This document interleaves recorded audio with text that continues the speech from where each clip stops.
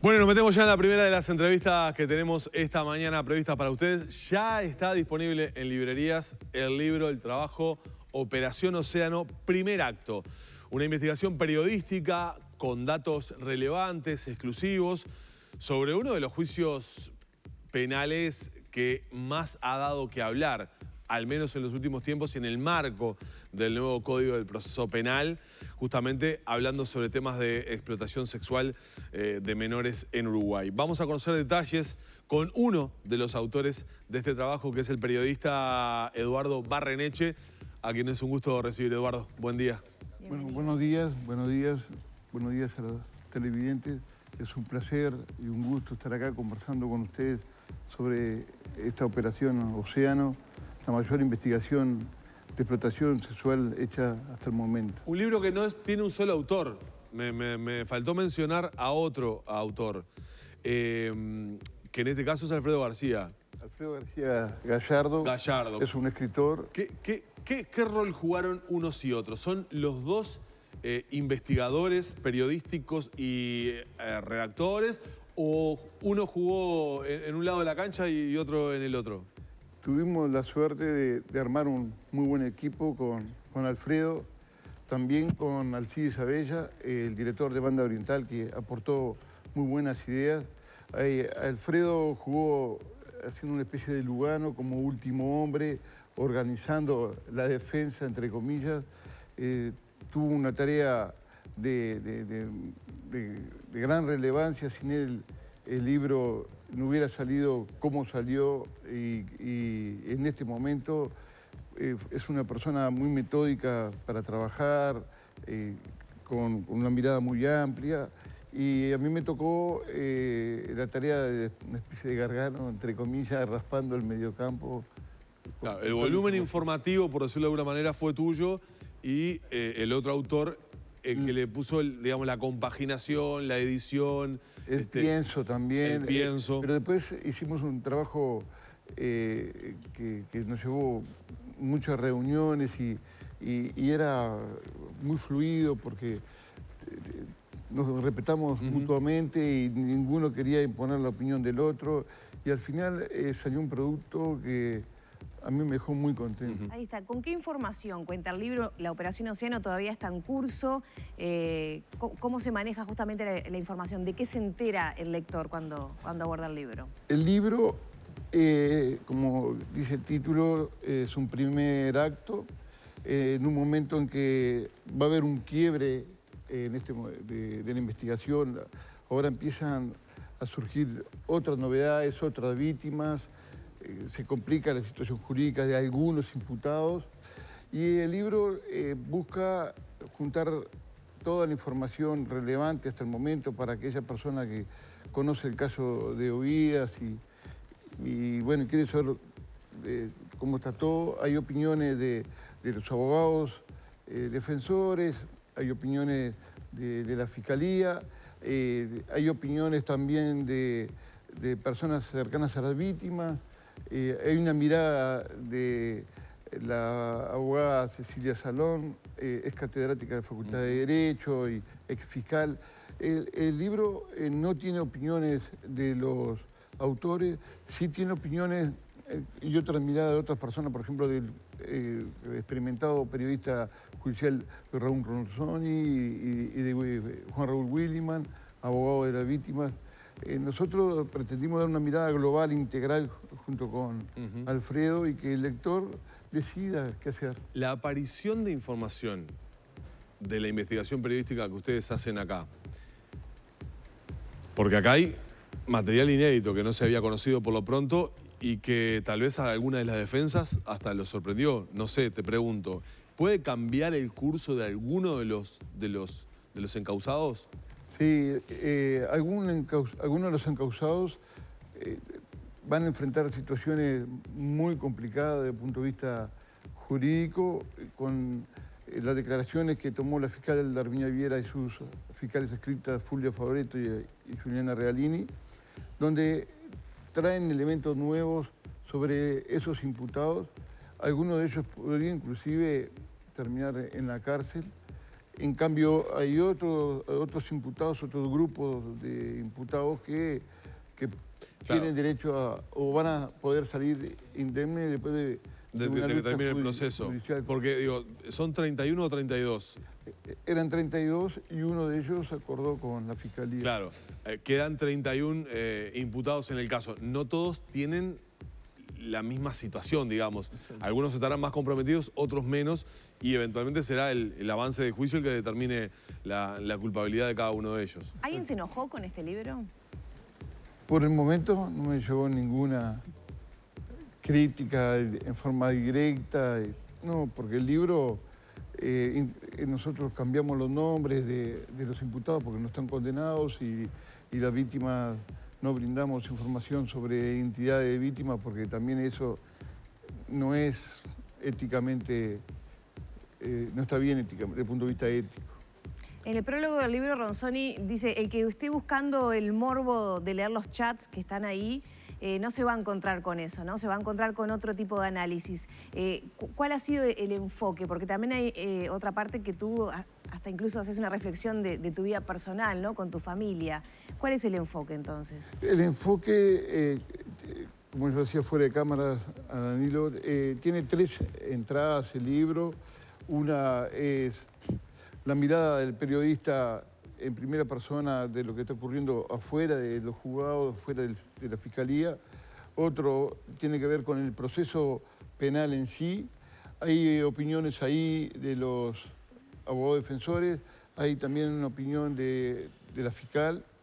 Y también están ahí chats de imputados que muestran o procuran mostrar cómo era ese relacionamiento con la única víctima hasta ese momento. Ahora ya hay 2 víctimas más que están declarando y esto sigue. En total la Fiscalía logró ubicar a 19 víctimas. Me gustaría repasar, que así lo hace el libro, el inicio de este caso, ¿no? Con la aparición de una joven sin vida, ahogada, en la desembocadura del arroyo de Solís Chico. ¿Cómo inicia la investigación de la Operación Océano? Sí, el caso se inicia en Maldonado, un poquito antes de ese episodio, donde aparentemente se cuelga un video de un hombre adulto manteniendo relaciones sexuales con una menor.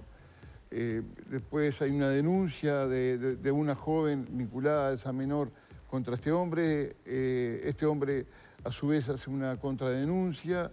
Se incautan los teléfonos, se los pericia, se descubre toda esta partes de esta trama, de que había algo más atrás. Los teléfonos son enviados a Montevideo, a la Fiscalía de Delitos de Violencia Sexual, y ahí comienza la Operación Océano. Y luego ocurre lo que todos saben, lo que pasó con esta chica, pero el inicio estuvo ahí en Maldonado. ¿Por qué se llama Operación Océano?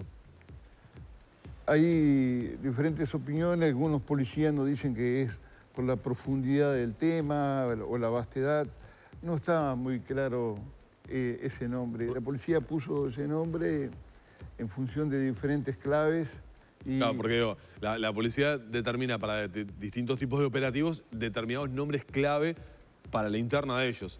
Que tiene alguna vinculación siempre con el caso. Exacto. Por ejemplo, hay alguna operación llamada gota a gota, cuando el dinero cae de a poquito. De a poquito, bueno, se va lavando de a poquito. Sí, la policía usa esos nombres para identificar el caso en sí. El caso en sí. Esto tal vez por lo vasto y lo profundo del tema, ¿no? Es un tema complejo, profundo, con muchas miradas. ¿Por qué la decisión de publicar ahora y no continuar recopilando información, datos, y en definitiva de publicar una vez que, digamos, el proceso judicial haya quedado laudado?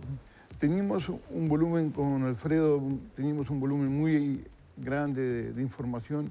Estaban pasando cosas relevantes en la causa. Sabíamos que iba a haber primero un parate por diferentes temas procesales y que luego iba a haber un nuevo giro, que es lo que está comenzando ahora a ocurrir. Y ahí decidimos con Alcides, lo hablamos, bueno, que era un buen momento para sacar un libro que reuniera reitero, todas las opiniones, todas las miradas, hasta el momento, por eso se llama Operación Océano Primer acto. Podría eventualmente venir un segundo Podría capítulo. eventualmente. ¿En algún momento tuvieron contacto con las víctimas o intentaron contactar a las víctimas? No, no. ¿No les pareció atractivo para la investigación periodística? No, no, porque esa muchacha está bajo una intensa presión emocional. Es una muchacha que cumplió 18 años y creíamos que teníamos suficientes elementos de sus dichos y de sus manifestaciones como que están plasmados en el libro, como para hacer un contacto con una muchacha que está en este marco y consideramos con Alfredo que no iba a ser bueno una medida de ese tipo. Vos hace años que estás trabajando y cubriendo temas judiciales. Específicamente en el marco de lo que son los delitos sexuales en el país, ¿recordás un caso de estas características tan grande? No, jamás.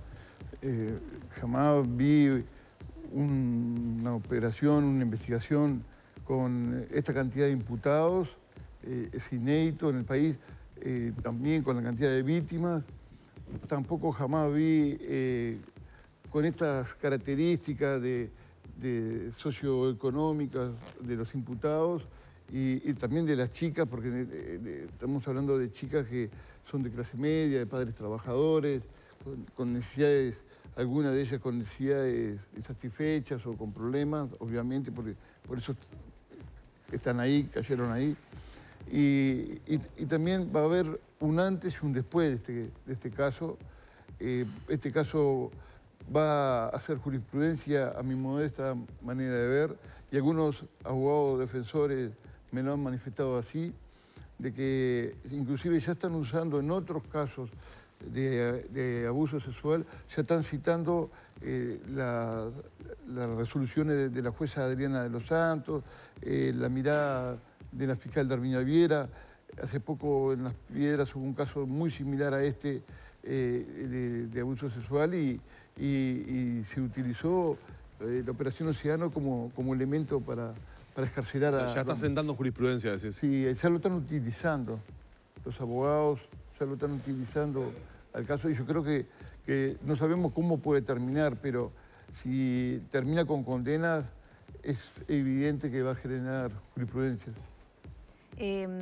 Una cosa son las consecuencias jurídicas, legales que tenga sobre los imputados y otra cosa, creo que también probablemente este caso marque un antes y un después el reproche moral que se le puede hacer a esas personas de la sociedad y que creo que queda reflejado en el libro. ¿Cuál es tu opinión? Sí, es exacto lo que decís.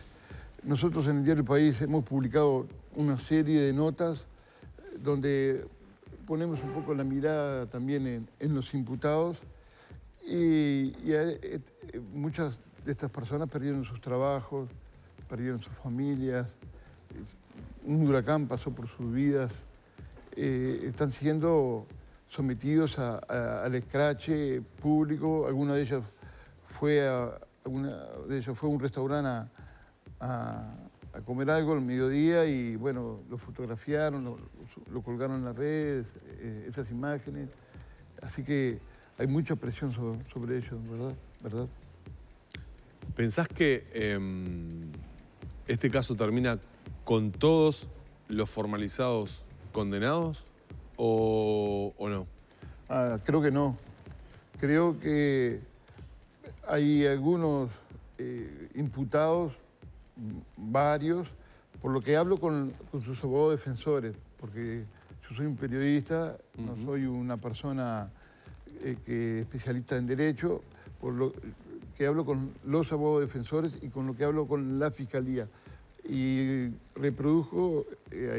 publico, eso, lo que yo hablo con ambos operadores judiciales. Y creen que sí, que va a haber un grupo quizás importante de personas que van a terminar condenados por este caso. Este caso se va a arrastrar en el tiempo unos cuantos meses, quizás hasta un año más.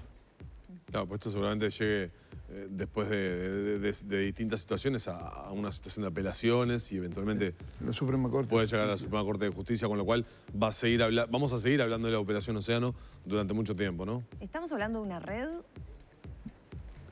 Según lo que dice la fiscal, no.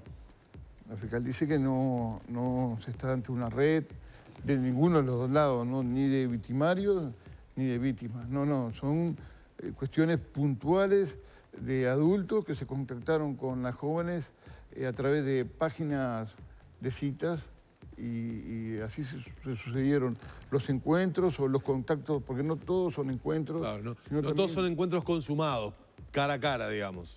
Exacto, hay mucho chateo y que están publicados en el libro, pero los encuentros, los intercambios, como dice la fiscal y los abogados, no se dieron en el 100% de los casos.